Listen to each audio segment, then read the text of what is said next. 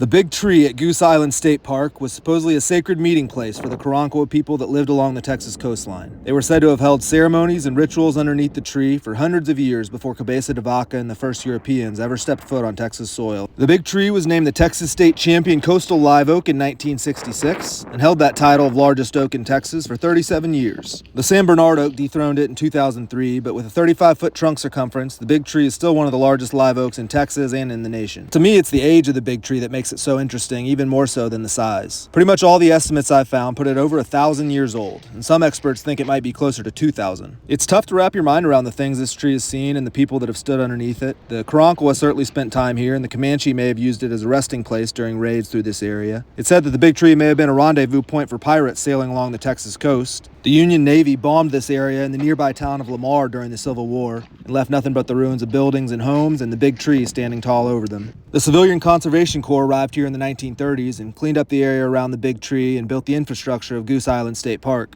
And volunteer firefighters from the area have dumped thousands of gallons of water on the big tree during severe droughts to help keep it alive. The experts say it survived somewhere between 40 and 50 major hurricanes, numerous floods, droughts, and wildfires. Hurricane Harvey did a ton of damage in Rockport in 2017, but the big tree stood strong. Some of the branches are gone now, and the canopy isn't quite as thick as it was in its prime, but that massive trunk really shows you the power this tree still has.